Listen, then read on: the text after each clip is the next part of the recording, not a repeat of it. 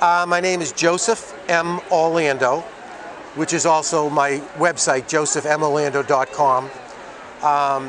And I'm from Gloucester, Massachusetts, which is a fishing port on the northeast coast of Gloucester on Cape Ann. The Diamond Maker is the story of a young man who was blessed with everything. He was tall, physically strong, athletic, very smart, a great student.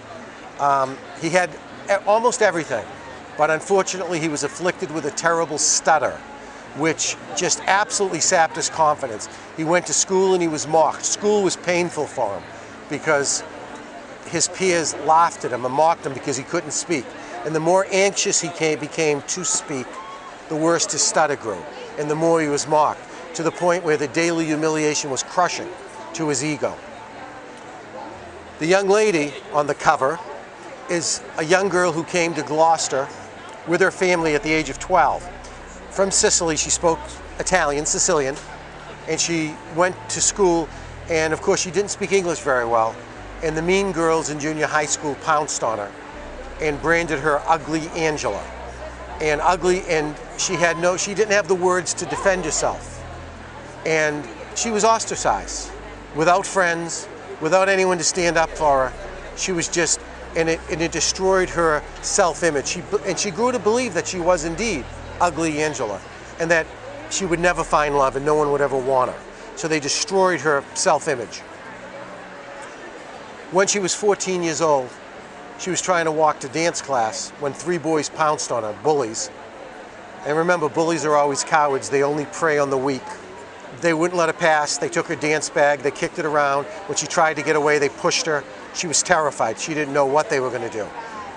But just then, Bart DeMarco, the main male character, came along, saw what was happening, saw how afraid she was, and he tore into the 3 of them.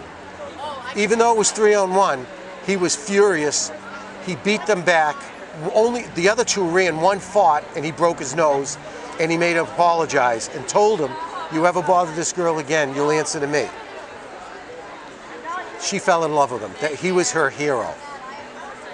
2 years later, he, like his father, who was a Gloucester athletic hero, where football is king in Gloucester.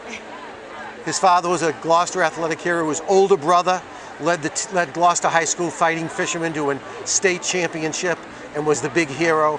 Bart came along with all the skills, and he won the quarterback job. And he was so proud because he was finally going to show everybody he could do it. He could lead. He could win. And he took the field. He was nervous, and his stutter flared, and he couldn't call the plays. One play, a successful play, by the way, but one play and the coach realized he couldn't do it. So in front of 10,000 fans, they pulled him off the field.